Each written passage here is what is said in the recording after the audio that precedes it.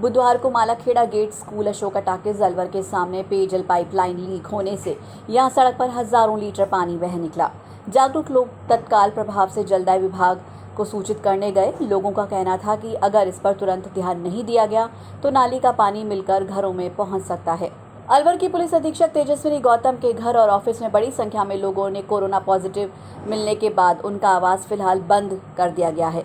घर को एसपी द्वारा सैनिटाइज भी करवाया गया है। पुलिस अधीक्षक खुद ने भी अपना सैंपल दिया है, जिसकी रिपोर्ट आज शाम तक आ जाएगी। पुलिस अधीक्षक गौतम की मदर इन लॉ और परिवार के कई सदस्य और उनके निवास और कार्यालय में तैनात गार्ड कर्मचारी भी कोरोना पॉजिटिव पाए गए हैं।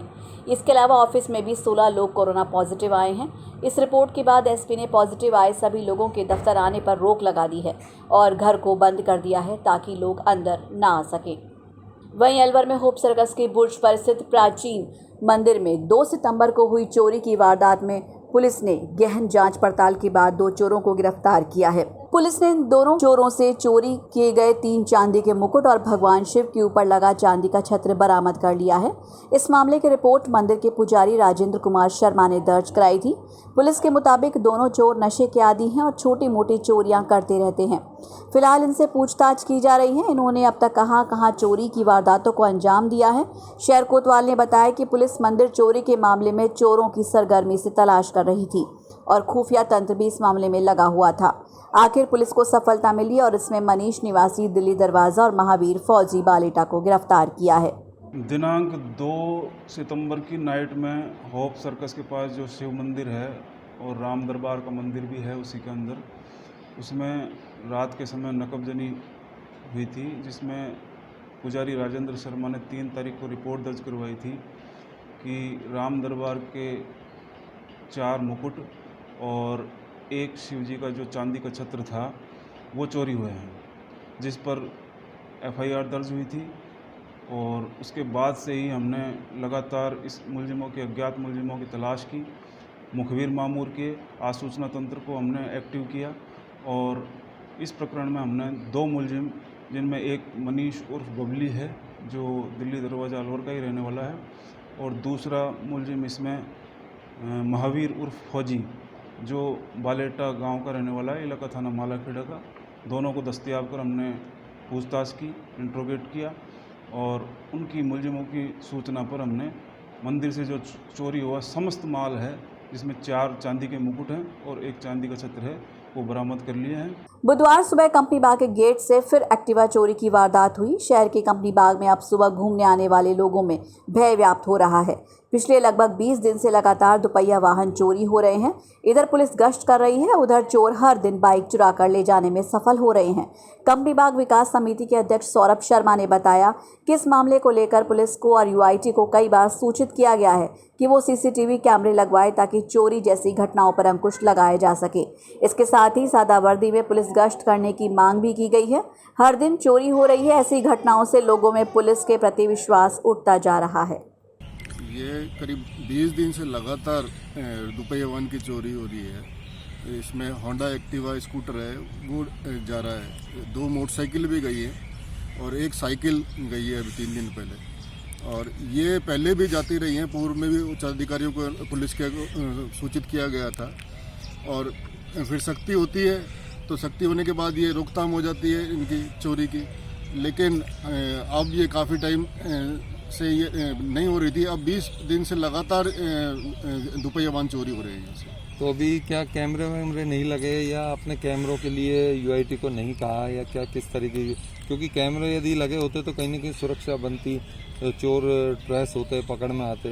अभी कैमरे कहीं नहीं लगे हुए हैं क्या? तत्कालीन जिलाधीश इंद्रजीत सिंह जी को मैंने 1.5 वर्ष पहले एक एप्लीकेशन दी थी कंपनी बाग के 3 गेट पे कैमरे लगाने के लिए।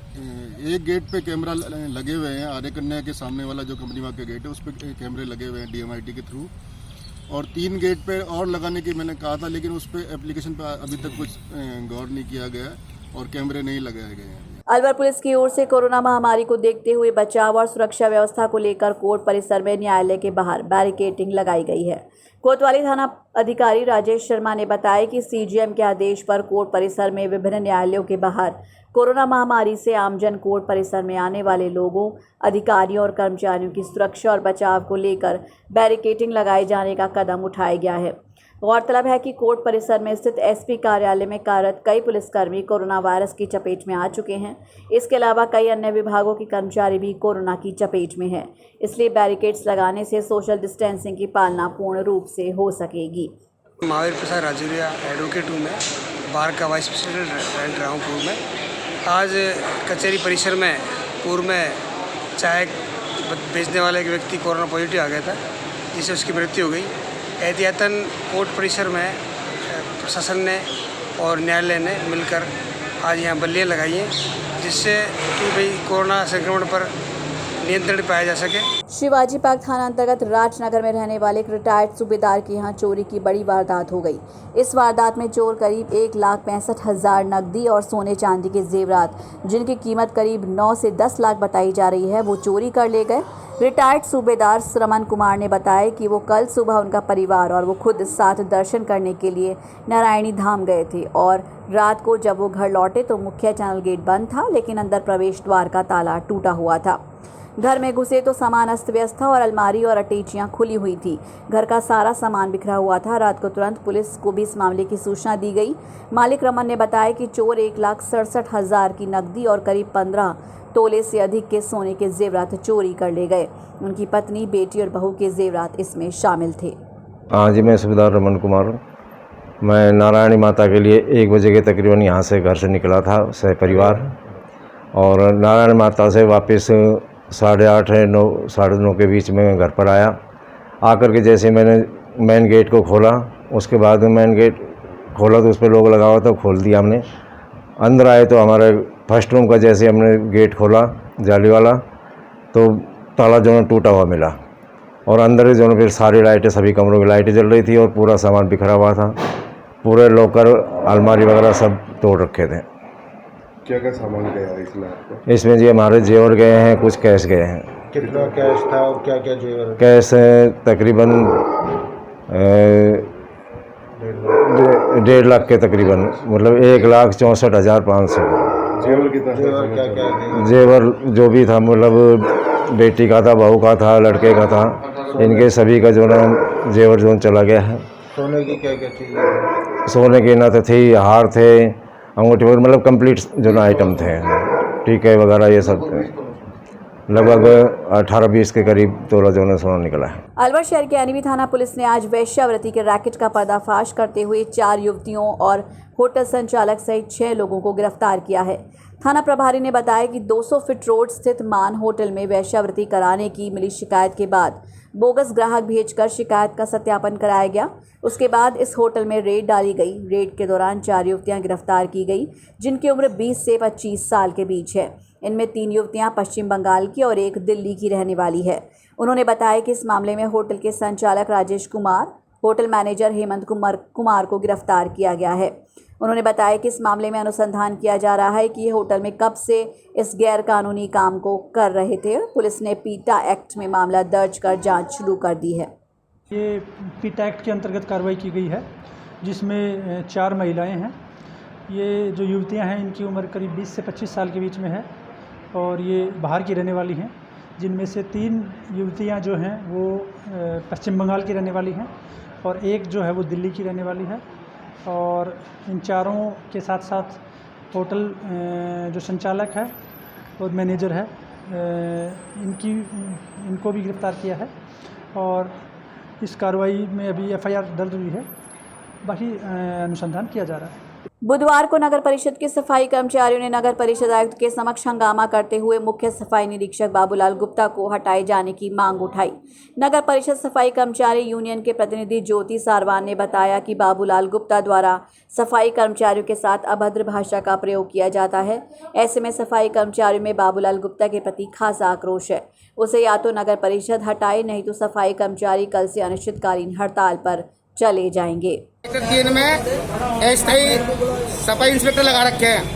सवेरे हाजिरी पे गए थे। हाजिरी पे जाने के बाद जो हमारे ठेकेदार के लेबर है और हमारे सभी पक्के कर्मचारी के लेबर है, उनसे अभद्र व्यवहार व गाली गलौज से पेश आए। बोलते हैं कि ये हक किसने दिया बाबूलाल जी को कि इन शब्दों से लोगों को उत्पीड़न न करेंगे, कर्मचारियों से बोलने का। क्या आप लोगों की क्या मांग है? हमारी तो ये मांगे अगर कमिश्नर साहब इसको एक तो सीट पे से हटाए, दूसरा ऑफिस से हटाने के बाद इसकी बार बार में शिकायत है। आज से नहीं, जब से यहाँ ऑफिस में आए, जब से इसकी हजारों शिकायत है, कोई एक्शन नहीं लिया। या तो इस पे एक्शन लिया जाए, इसको हटाया जाए, नहीं तो अन्यथा कल से हड़ताल भी जाएगी पूरी नगर परिषद के कर्मचारी, हमारे सफाई कर्मचारी। बुधवार को बीएड प्री परीक्षा के एग्जाम आयोजित किए गए। कोरोना महामारी के संक्रमण को देखते हुए 2 पारियों में विभिन्न परीक्षा केंद्रों पर ये परीक्षा आयोजित की गई। परीक्षा केंद्रों पर परीक्षार्थियों के प्रवेश के समय पूरा ध्यान दिया गया कि वो मास्क लगाकर ही अंदर प्रवेश करें, साथ ही हाथों को सैनिटाइज कर उन्हें प्रवेश दिया गया। बड़ी संख्या में इस परीक्षा में परीक्षार्थियों ने भाग लिया। कोरोना महामारी के चलते इस परीक्षा को कराने के लिए सरकार पिछले कई महीनों से लगातार प्रयास कर रही थी। ऐसे में बुधवार को ये परीक्षा विभिन्न परीक्षा केंद्रों पर शांतिपूर्ण तरीके से संपन्न हुई। वहीं राजस्थान बाल संरक्षण आयोग की सदस्य वंदना शर्मा अलवर पहुंची और उन्होंने दोपहर बाद शहर के सभी बाल आश्रय गृह का दौरा किया। उन्होंने मीडिया से बातचीत करते हुए कहा कि बाल आश्रय गृह में जो भी कमियां मिली उसके बारे में प्रशासन से बात की जाएगी और ये कमियां कैसे दूर हो सकती हैं, इसकी रूपरेखा बनाई जाएगी। उन्होंने बताया कि आज इस मुद्दे को लेकर शाम को एक बैठक भी रखी गई है। अलवर बहुत ही संवेदनशील जिला है। यहाँ पर बालकों के साथ आपराधिक वारदातें सबसे ज़्यादा होती हैं और साथ ही बाल श्रम की समस्या भी यहाँ सबसे ज़्यादा है। उन्होंने कहा कि इस बारे में वो अधिकारियों से चर्चा करेंगी। साथ ही लॉकडाउन के दौरान जो श्रमिक चले गए थे वो वापस लौटने लगे हैं और इनमें बाल श्रमिक भी बड़ी संख्या में शामिल हैं। इस संबंध में श्रम विभाग से बात करेंगी। इसे रोके जाने के संबंध में कार्रवाई किए जाने का आग्रह भी उनके द्वारा किया जाएगा। फ़िलहाल अभी कोई कानून तो नया नहीं आया है और अभी बाल संरक्षण आयोग के सदस्य बनने के बाद में ये मेरा दूसरा दौरा है अपने अलवर शहर के लिए। इससे पहले भी मैंने यहाँ पर दौरा किया है। उस दौरान कोविड की गाइडलाइंस की वजह से बाल गृहों का और सभी गृहों का निरीक्षण नहीं हो पाया था और इसी दौरान अब यहाँ पर मैं आई हूँ। यहाँ पर वैसे भी अलवर बहुत सेंसिटिव एरिया है जहाँ पर बच्चों से संबंधित अपराध दिन ब दिन हम लोग पढ़ते हैं, सुनते हैं। तो उनसे संबंधित क्या क्या विभागीय कार्रवाई की गई है कोविड के दौरान, तो आज हम उसकी समीक्षा करेंगे। इसकी बैठक आज शाम 4:30 बजे रखी गई है, जिसमें विभागों द्वारा क्या क्या कार्रवाई की है, चाहे वो बाल अधिकारिता विभाग है, पुलिस महकमा है, स्वास्थ्य विभाग है और अपने चाइल्ड लाइन है, CWCs है, सभी जो कंसर्निंग डिपार्टमेंट्स हैं उनको आज हमने यहाँ पर बुलाया है और देखेंगे। और इसके अलावा हम एक रूपरेखा तैयार करना चाह रहे हैं कि अलवर ज़िले को किस प्रकार से बाल जो चाइल्ड फ्रेंडली बनाया जाए। जिस तरह के अपराध और जिस तरह की चीज़ें यहाँ पर बढ़ती जा रही है दिनों दिन, उसको हम किस तरीके से कम किया जा सके। और स्पेशल कंसर्न्स हम देखेंगे कि पॉक्सो के केसेस बहुत ज़्यादा हैं यहाँ पे, चाइल्ड लेबर भी बहुत ज़्यादा है और आने वाला टाइम में अभी माइग्रेशन हो गया था लेकिन रीमाइग्रेशन का दौर है।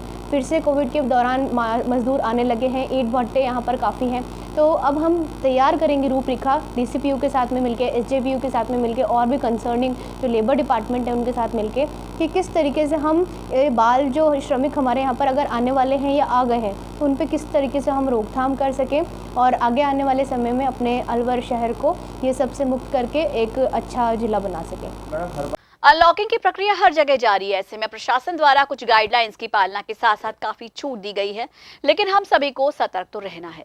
इसलिए माध्यम टीवी आप सभी से गुजारिश कर रहा है कि भीड़ भाड़ वाली जगहों पर जाने से बचें। बहुत जरूरी हो तो ही बाजारों में जाएं, लेकिन मास्क लगाना ना भूलें।